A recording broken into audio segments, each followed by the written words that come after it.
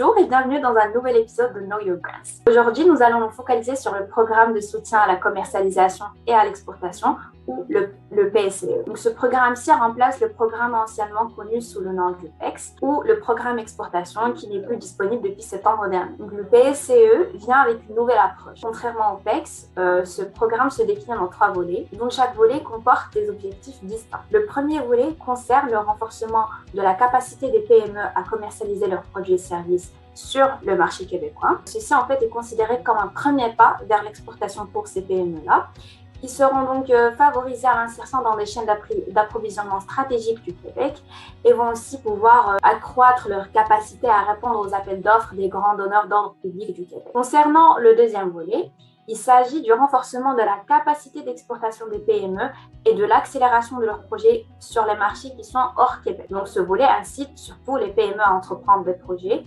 de commercialisation de produits et services en dehors de la province québécoise dans le cadre de se développer dans des marchés extérieurs.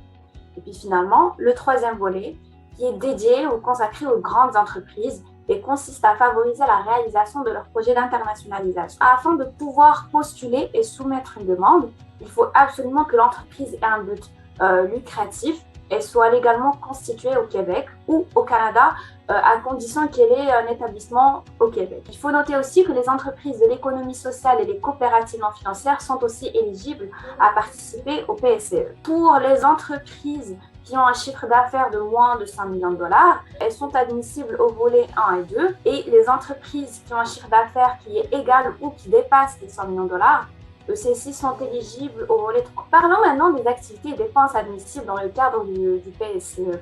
Tout d'abord, il faut noter que les activités doivent être réalisées sur une période maximale de 12 mois et devront être engagées après la date de transmission de la demande à Investissement Québec, qui reçoit bien sûr les demandes du PSCE. Donc, ce programme finance généralement les activités relatives à tout ce qui est développement dans un marché extérieur, par exemple Québec. Donc, tout ce qui est relatif à l'embauche d'un spécialiste en développement de marché ou d'un représentant commercial au Québec et hors Québec, tout dépendamment des volets auxquels vous souhaitez soumettre une demande. Ça finance aussi l'élaboration d'une stratégie de commercialisation, une étude de marché au Québec et l'acquisition de connaissances en développement de marché ou coaching, le soutien à la prospection de clients ou de partenaires, l'enregistrement des marques de commerce à l'international, etc., etc. Donc, vous pouvez trouver tous ces détails-là. Si vous voulez, vous pouvez nous contacter ou aller directement au site du PSCE. Pour être analysé, toute demande d'aide financière soumise par une entreprise doit comprendre des dépenses admissibles d'au moins 25 000 $ pour les volets 1 et 2 et de 100 000 $ dans le cadre du volet 3. Donc, afin de juger si ce projet-là est digne de recevoir l'aide du PSCE, certains critères et exigences sont pris en considération, tels que la pertinence du projet par rapport au modèle d'affaires de l'entreprise, par exemple aussi la capacité de l'entreprise à réaliser ce projet pour tout ce qui est ressources humaines et ressources financières, la situation de l'entreprise en vue de considérer si cette aide financière est un facteur déterminant et un facteur crucial dans la décision de la réalisation de ce projet, tout ce qui est retombée potentielle du projet pour le Québec en termes d'emploi et d'investissement, priorité gouvernementale établie en matière d'exportation, si on a bien sûr les coûts.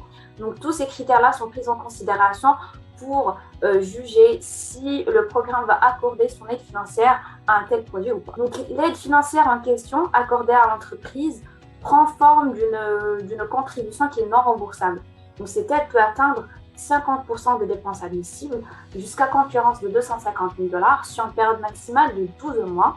Et le cumul, il faut bien noter que le cumul des aides gouvernementales ne peut pas être supérieur à 75% des dépenses totales pour le volet 1 et ne doit absolument pas dépasser 60% pour les volets 2 et 3. Donc c'est tout, et pour plus d'informations, n'hésitez surtout pas à nous contacter à Letton Canada. Merci beaucoup.